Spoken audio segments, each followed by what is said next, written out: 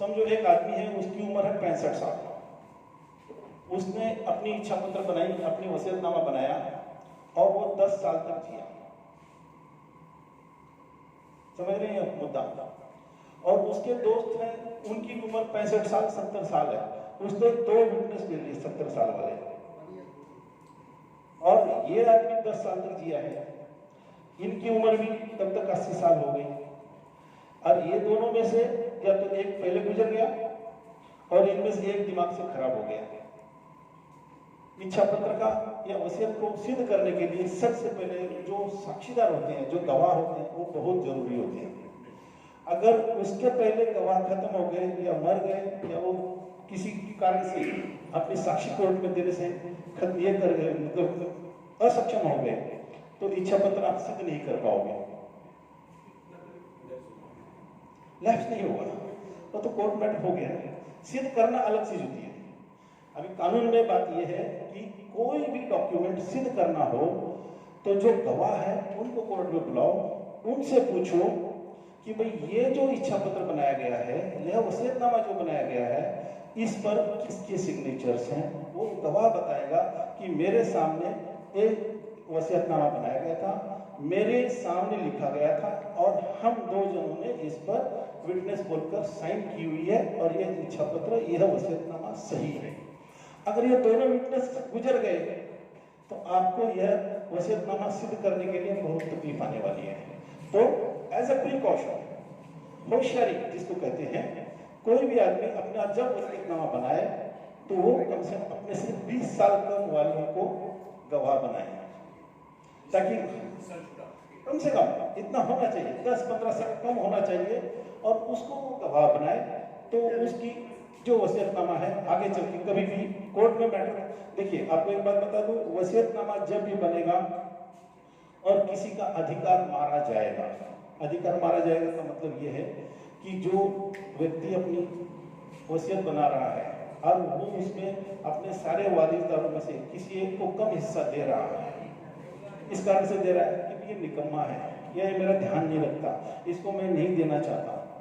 जब आप उसको नहीं दोगे तो क्या वो आपका चुप बैठेगा? वो तो कोर्ट में जाएगा ना, तब वो चैलेंज करेगा। तो ऐसी हालत में ये प्रिकॉशन लेना जरूरी है। और वसीयतनामा रजिस्टर्ड हो या ना हो, रजिस्टर्ड हो या ना हो, कोर्ट में जाएगा, उस पर डिस्प्यूट होगा, उसको सिद्ध करना आपको उतना ही मुश्किल होगा अगर गवाह अच्छे नहीं होंगे तो। अब दोस्तों हम आएंगे, वसीयतनामा जो है क्या रजिस्टर्ड होना चाहिए? बहुत से लोगों का ये प्रश्न रहता है, अरे हम उसको रजिस्टर्ड कर देंगे तो क्या प्रॉब्लम है? अगर रजिस्टर्ड कर दिया, ये विटनेस जो है घर के मेंबर हो सकते हैं, खास रिलेटिव वगैरह या नहीं? जी हाँ, घर के मेंबर भी हो सकते हैं, बाहर के भी हो सकते हैं, ऐसा कोई प्रॉब्लम नहीं है। फ्रेंड भी हो सकते हैं, कोई भी हो सकता है, फ्रेंड भी हो सकते हैं। मैंने कहा ना, फ्रेंड तो हो सकते हैं। जनरली यही होता है कि जो आदमी वसीयतनामा बनाता है वो अपने फ्रेंड को ही लेता है, लेकिन उसके फ्रेंड कौन होते हैं? उसके फ्रेंड उसके उम्र के ही होते हैं। तो मेरा यह बोलना है कि आप वसीयतनामे पे फ्रेंड्स को न लेके कम उम्र के लोगों को लो, ताकि एक एक्सपेक्टेशन ऑफ लाइफ होता है कि भाई अभी गवर्नमेंट ने 60 साल की रिटायरमेंट की एज की वो रखी हुई है, वो इसलिए रखी कि 60 साल के बाद में आदमी की लाइफ बोनस लाइफ हो जाती है। तो हम ऐसे लोगों को चुने कि जो हमारा काम कर सके और 60 साल से कम के हों, ताकि वसीयतनामा को सिद्ध करने के लिए हमें तकलीफ ना हो। अब हम आएंगे कि रजिस्टर्ड होना चाहिए कि नहीं होना चाहिए।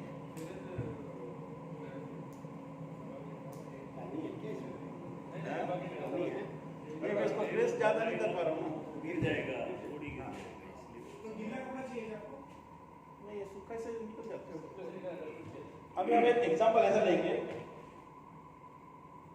ये आदमी है और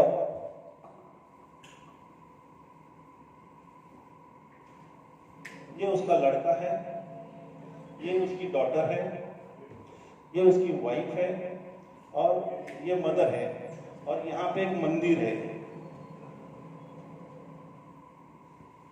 मंदिर को उसने दान करने का सोचा हुआ है इस एक आदमी ने। इसके समझो 1 करोड़ रुपए है। इसमें इनको उसने लड़के को 10 लाख दिए हैं, लड़की को 10 लाख दिए हैं, वाइफ को समझो उसने 20 लाख दिए हैं और मदर को उसने 20 लाख दिए हैं। अब कितना हो गए 10, इसके 10, ये 20 और 20 80, हाँ 60। उसने बाकी के 40 यहाँ पे मंदिर में देने का विचार किया हुआ है। उसने सोचा कि भाई मैं इतने सालों से अच्छी तरह से जिया हूँ, मुझे भगवान की देन थी, अच्छी प्रॉपर्टी मुझे मिली है, बच्चे तो अपने कमा रहे हैं, मैं इनको क्यों दूँ। तो उसने इस ढंग से 10 लाख, 10 लाख, 20 लाख, 20 लाख और यहाँ पे 40 लाख मंदिर में दिए हैं और वो बाद में गुजर गया। अब गुजर जाने के बाद में ये इच्छा पत्र इसको कोर्ट में कौन साबित करेगा? ये बच्चे, ये लड़के, ये माँ और ये बच्चे, ये तो यही बोलेंगे ना काय को ये करते हो। लेकिन यहाँ पे क्या हो गया है, उसने वाइफ को 20 लाख दिए हैं, मदर को 20 लाख दिए हैं, यहाँ पे 10 लाख और 10 लाख है, तो इनमें डिस्प्यूट हो गया है। बच्चे क्या बोलेंगे, भाई 1 करोड़ रुपया है, मंदिर को तो छोड़ दो, हम आपस में 25-25 बांट लेते हैं। लेकिन नहीं, ये लोग बोलते नहीं, ये माँ और वाइफ क्या बोल रही है, नहीं मंदिर को भी देंगे। और अभी मंदिर वालों को भी मालूम पड़ गया, ट्रस्टी को मालूम पड़ गया, भाई हमको 40 लाख दे रखे हैं, क्यों छोड़ देंगे, वो आदमी हमारे लिए इतना कर गया है ना। अब इन्होंने सूट फाइल कर दिया। अगर यहाँ पे कोर्ट में सूट फाइल कर दिया तो इसकी कोर्ट में देख ले जो देखना है, और ये मरने वाले ने यहाँ पे ये इच्छा पत्र को कौन फॉलो करेगा, इसके ऊपर कौन कार्रवाई करेगा, इसके बारे में कुछ नहीं लिखा, सिर्फ लिखकर चला गया। तो फिर मंदिर वालों ने दावा ठोक दिया। जब कोर्ट में दावा ठोक दिया तब कोर्ट क्या करेगा? कोर्ट यहाँ पे अगर ये इच्छा पत्र साबित हो जाता है कि भाई इनके पिताजी ने लड़के को 10 लाख, लड़की को 10 लाख, वाइफ को 20 लाख, मदर को 20 लाख और मंदिर को 40 दिए हैं। आइए मैडम, तो यहाँ पे court letters of administration issue करेगा, लेटर्स ऑफ एडमिनिस्ट्रेशन इशू करेगा, किसी व्यक्ति को यहाँ पे अपॉइंट करेगा, उसको ये बोलेगा कि भाई तुम्हारा काम है कि तुम ये सब देख रेख करो, ये पैसों की इस ढंग से बंटवारा करो और हमको कोर्ट में रिपोर्ट करो।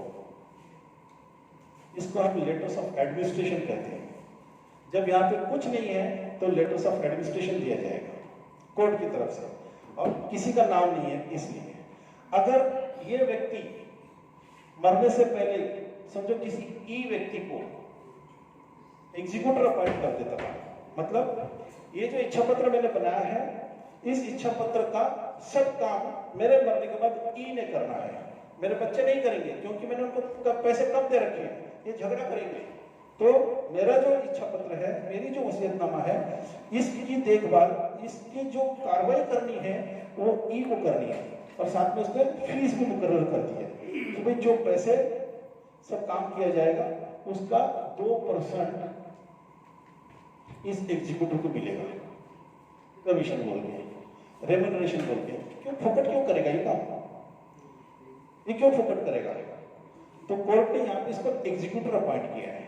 हम कहते हैं ना, अरे एग्जीक्यूटर किसको बोलते हैं, तो ये एग्जीक्यूटर है, ये जो सब चीजों को देखेगा और इसको 10 लाख देगा, इसको 10 लाख देगा, इसको 20 लाख देगा, इनको 20 देगा और मंदिर को 40 देगा, और इनके सारे इसमें से कोर्ट से बोलेगा भाई अब मेरी फीस दे दो। फिर कोर्ट इनको सबको बोल के इसकी फीस कटवा के इसको देगा, और इसको एग्जीक्यूटर बोलते हैं।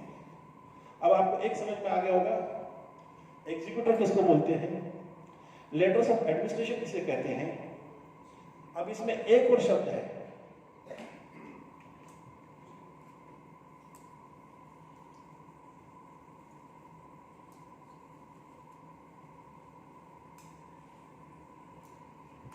एक होता है प्रोबेट। प्रोबेट आप लोगों ने सभी ने सुना होगा कि वसीयतनामा करने के बाद प्रोबेट लिया जाता है। अगर प्रोबेट नहीं मिला तो वसीयतनामे को आप सिद्ध नहीं कर पाते हैं। जनरली अपने सारे इंडिया में 4 शहर ऐसे हैं जहाँ पे प्रोबेट लिया जाता है। अंग्रेजों के ज़माने से चल रहा है, कलकत्ता, मद्रास, बम्बई और दिल्ली। इन 4 शहरों में प्रोबेट लिया जाता है, बाकी के शहरों में प्रोबेट नहीं लिया जाता है। लेकिन आज की तारीख में ये प्रोसीजर हो गया है कि सभी जगह पे प्रोबेट लिया जाता है। उसका हिंदी में शब्द नहीं है कोई, प्रोबेट ही है, एक प्रकार से वो आज्ञा पत्र है। तो हुक्मनामा नहीं, प्रॉविट एक सर्टिफिकेट होता है।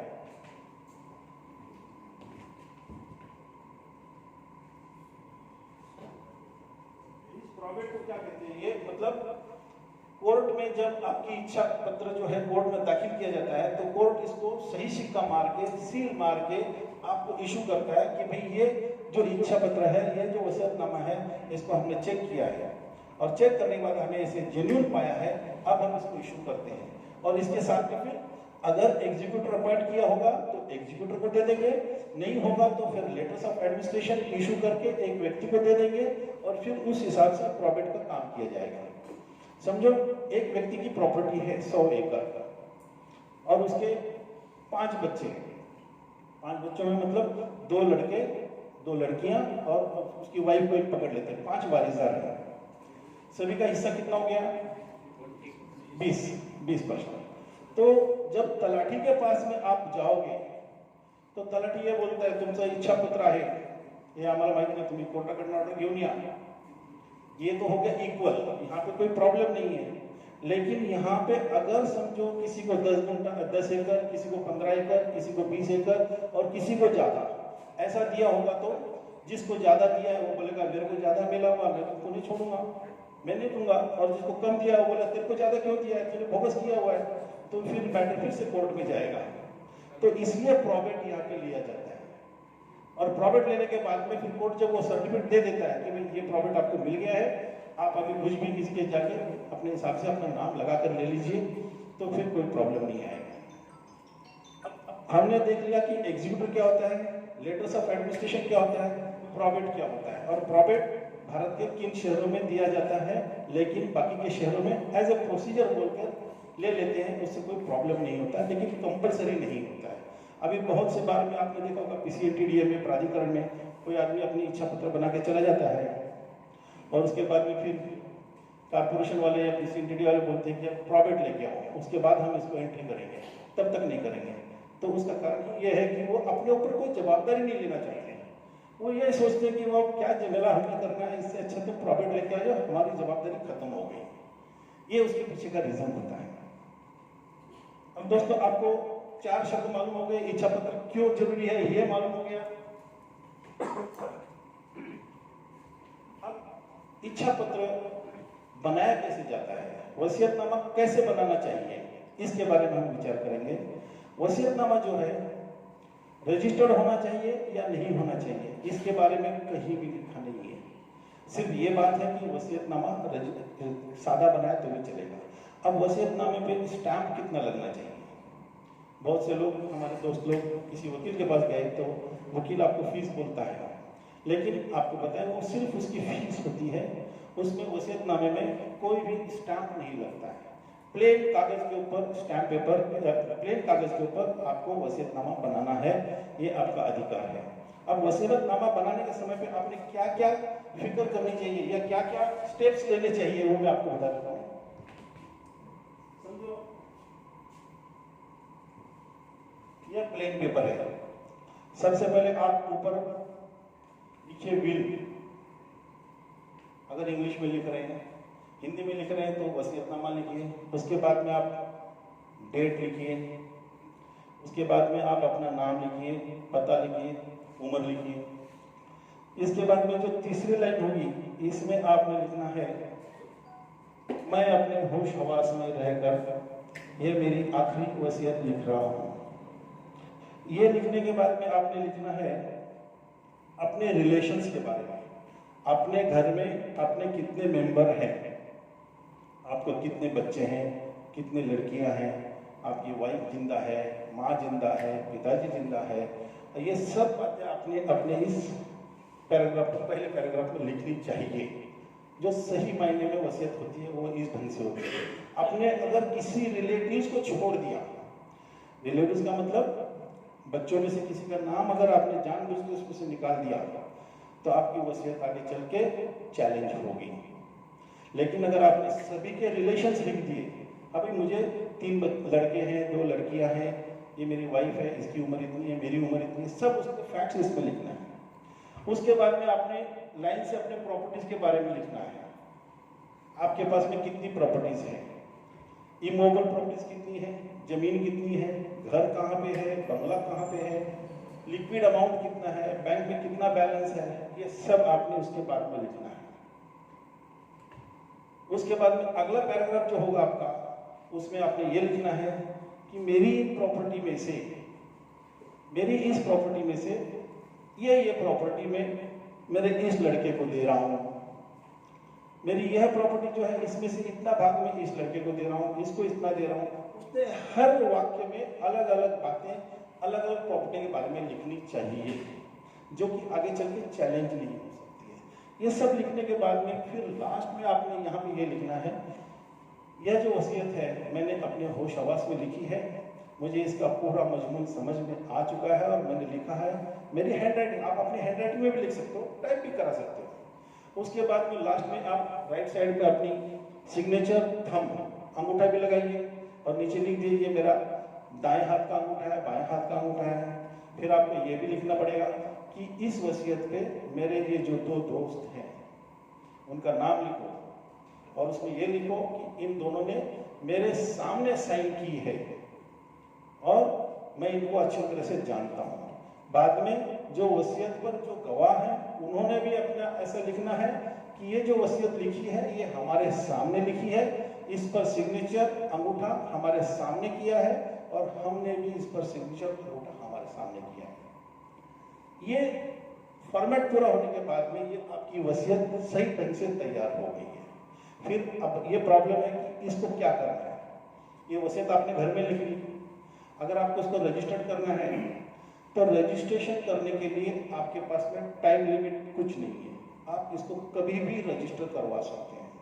आपने अगर आज इसको घर में लिखा है और आपने सोचा मैं 1 साल के बाद में इसको रजिस्टर करूँ, बेफिक्र होकर करा सकते हैं, कोई बंधन नहीं है, आप जब चाहें इसको रजिस्टर करा सकते हैं। सवाल ये रहेगा कि जो गवाह हैं ये दोनों भी साथ में आपके उधर आएंगे, अगर उनमें से कोई गवाह चला गया तो फिर आपको वसीयतनामा बदलना पड़ेगा। इस समय पर तारीख बदली करनी पड़ेगी? जी नहीं, आपको वही आपकी वसीयतनामे पर तारीख रहेगी, उसको बदलने की जरूरत नहीं है। लेकिन आपने बताया कि वसीयत को रजिस्टर कराओ या ना कराओ, मैं आगे उसको भी आते हैं। अब रजिस्ट्रेशन की बात हमने की, सबसे पहले हमने क्या किया, सादा वसीयतनामा बनाया।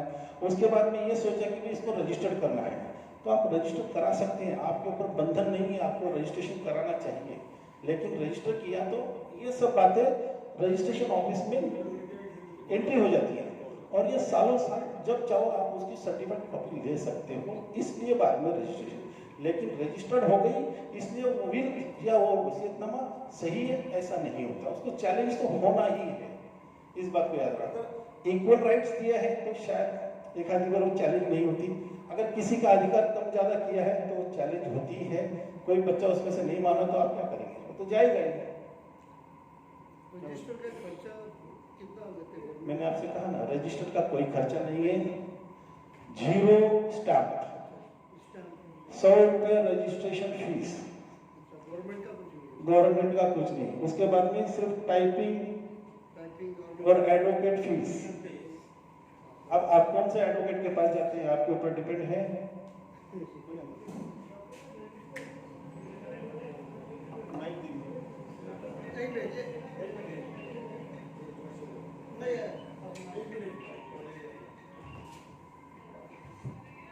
ये जो आपने व्यवस्था पत्र बनाया, इसके घर के मेंबर के हर एक को देना पड़ेगा अलग से, एक जेरॉक्स कॉपी या अलग?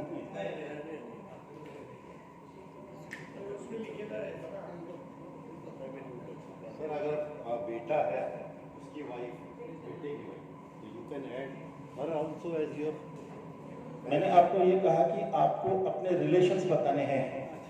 बेटा है, शादी हो गई है, उसको कितने बच्चे हो गए बता दो, उसको क्या देना क्या नहीं देना इस आदमी का अधिकार है, वो उसकी इच्छा है, ये मेरा बोलना है। अब ये हो गया, हमने रजिस्ट्रेशन का पार्ट देखा कि रजिस्टर वो कभी भी जाके कर सकता है, लेकिन रजिस्ट्रेशन का और एक प्रोसीजर है। इच्छा पत्र बनाने के बाद मान लो वो व्यक्ति 20 साल और जिंदा रह गया और उस समय उसकी स्थिति कुछ अच्छी है और अब जानना चाहते हैं कि मुझे मेरी भीड़ चेंज कर दी, तो आएंगे ना, इस विषय पर आना है अभी। अब ये रजिस्ट्रेशन की प्रोसीजर हम समझ रहे थे। एक तो इच्छा पत्र बनाओ, अपने घर में रख लो। अगर आपको ऐसा लगा कि रजिस्टर्ड करना है, आप बेफिक्र होकर जाके रजिस्टर्ड कर लीजिए। अब दूसरा एक रजिस्ट्रेशन का प्रोसीजर है, उस प्रोसीजर को जनरली कोई फॉलो नहीं करता है। आप जैसे खरीदी खत करने जाते हैं, उसी तरह से आप विल रजिस्टर्ड कर सकते हैं। लेकिन दूसरा प्रोसीजर ये है कि आपका वसीयतनामा आपने बनाया, इसको एनवलप में पैक करो, जगमोहन के यहाँ से पैकेट ले लो,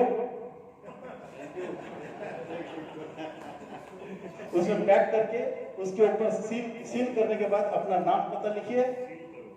हाँ, सील करने के बाद में उसको नाम पता लिखिए और उस